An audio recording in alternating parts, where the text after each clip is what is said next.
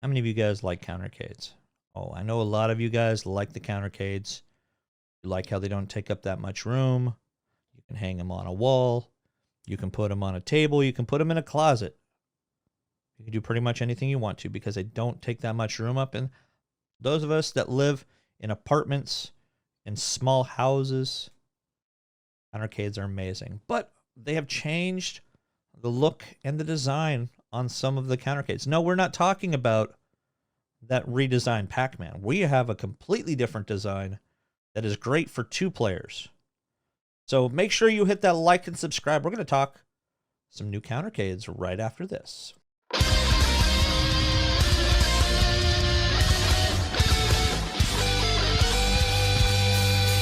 Welcome back, guys. I appreciate you coming back once again.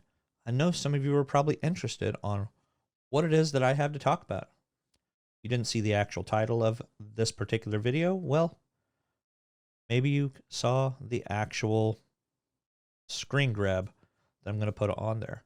So we have new Countercades, and guess what they are? They are Pac-Man and Miss Pac-Man. I'm sure you guys didn't see that one coming, did you?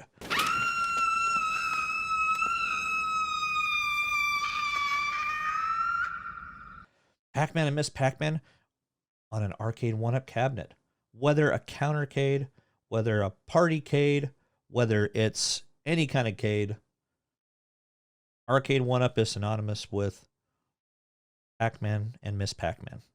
So we are going to switch over into my computer, and we are going to take a look at these new style Countercades. All right, this is what we are looking at. We have the new head-to-head Miss Pac-Man Countercade. Now, we know that Arcade1up has their head-to-head cabinets. You know, you have your, you have Street Fighter 2, you have Marvel vs. Capcom, you have obviously your Pac-Man and Galaga type cabinets. I think they even had a Centipede one, if I'm not mistaken. But this kind of brings your head-to-head cabinet straight home for you. So it has kind of a unique look, as you can tell.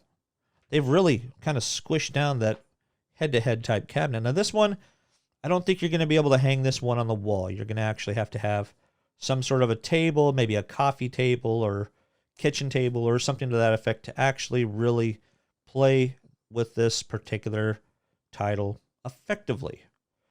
So we can zoom in a little bit here. As you can see, you have your 1 and 2 player buttons on off. Volume control, you have your headphone jack right there as well.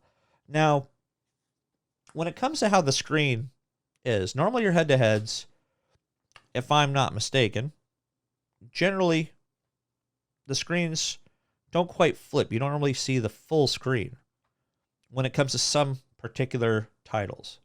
Now, when it comes to the Pac-Man games, it's a little iffy. It's been a long time since I played on one of those head-to-head cocktail table type cabinets.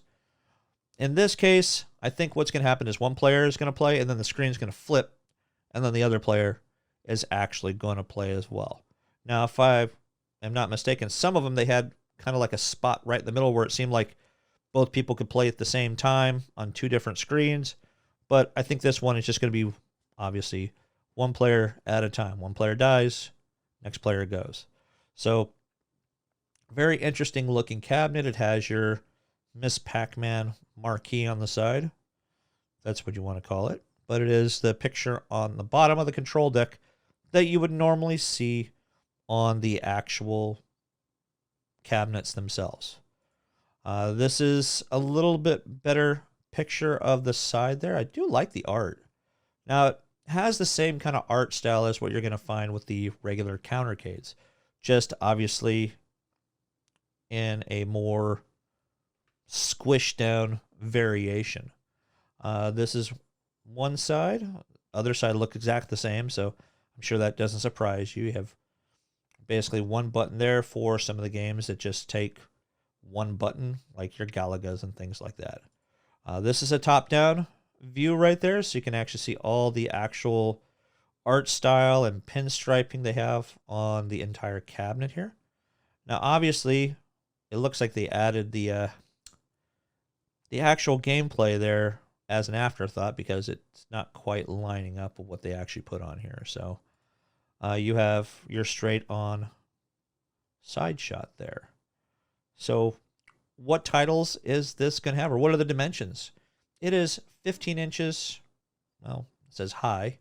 So I think that's width.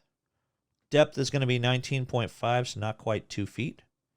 And the width, as they call it, 6.75 inches. So got a lot of really cool stuff. Now, in terms of your titles, it's going to have 6 classic arcade titles. It is going to have Pac-Man, Pac-Mania, Pac-and-Pal, Galaga, Galaga 88, and it's also going to have Dig Dug as well. So it is going to have the basic games that we're all familiar with. Weight, 13.67 pounds. That's a lot less than, the 100 pounds or 70 or 80 pounds that the actual 3/4 cabinets are really going to have. Now, this is just the Miss Pac-Man one. Now, if we go to the next screen, you actually have the Pac-Man Galaga head-to-head countercade, which it's going to look physically exactly the same, other than the actual art style. Now, I am actually digging the actual art style in this one, especially the top-down one. So you do have your Pac-Man on the side, but you have a Galaga on this side. And they've actually made it where one side looks like it's made for Pac-Man and one side is made specifically for Galaga. So I actually like the look of this one more than I like the Miss Pac-Man. And that's saying a lot because I actually like Miss Pac-Man as a game more than I like regular Pac-Man. I know it's kind of weird to say that because they're almost essentially the same game. Miss Pac-Man came out a little while later, but I think the gameplay was faster and much more fluid for many people to actually enjoy. Same exact button layout, start game, 1 and 2 players, on, off, volume, headphone jack. And you can get a little bit better look of the actual mini control decks that they're going to have on here. There's your Galaga side there. Like I said, I like this layout better. What do you guys think? Do you guys like the Miss Pac-Man or do you like the Pac-Man layout better? I mean, it's really, in my case, I would have to get both of them. Now, the only thing I really don't like is this price tag, $210.59. That's one of Home Depot's weird kind of prices because when you start looking at the regular countercades, you're looking at like $169.99, $119.99 for the Miss Pac-Man one. Obviously, it's a little more difficult to find. These are sold out even on the actual Arcade1up website. But comparing to these, I don't know. I kind of like the looks of these better. They're going to have, obviously, bigger screens from the looks of it. So I don't see the actual screen size. But, I mean, they may have the same. It looks like the exact same size screen, which, when it comes to Arcade1up, that's not very big. You probably talk, I think it's like 7 or 8 inches in terms of this thing. So I would rather have a Partycade. Partycade has a much bigger screen. It actually is like getting one of these full-blown cabinets. So, I don't know. Now, in terms of the games on this particular one, it is really almost the same games. You have Pac-Man, Pac-Man Plus, Super Pac-Man, Galaxian, Galaga, and Galaga 88. So, you have 1 or 2 titles that are different from the Miss Pac-Man one. So, still good purchases. You just need to have a little extra room for these particular titles to play. So they're a little longer. But again, what do you guys think? Would you guys buy these for your home if they were cheaper? I think the fact that they're more expensive is going to turn some people off. But I think the fact that they have 2 joysticks on them instead of a single one, like the regular Countercades are going to have, that might be something that stands out a little bit more for you guys.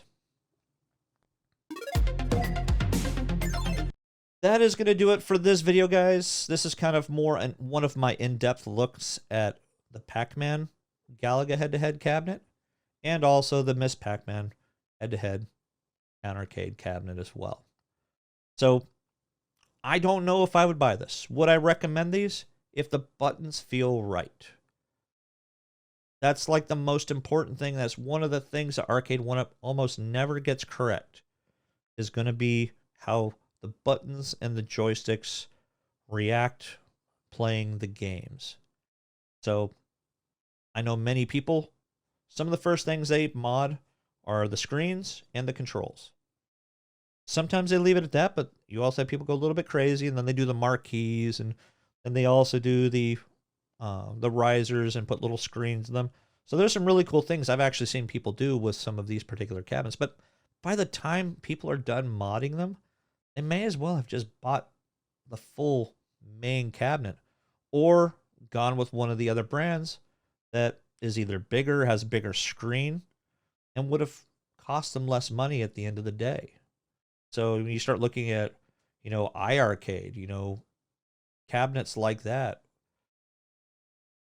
the MVSX, another title that has a lot of solid games and good controls in it as well. I think they would have been better off replacing all their buttons and all their cabinets with Sanwa joysticks and buttons. The end. IPS screens, they definitely need them on everything, because that's really the way most screens for computers, as well as even high definition televisions, have really gone that way when it comes to the different angles people are looking at them and the quality that those IPS screens are really putting out. So post down below, what do you think of these? What do you think of any of the other stuff that's been going on in the videos that I've released recently? Do you have any titles that you're looking to pick up? Obviously, Time Crisis is an interesting looking one that's coming out. So I appreciate you guys coming and checking the videos out, as always. Stay tuned for more episodes from Psycho Gamer, aka moi. Game on.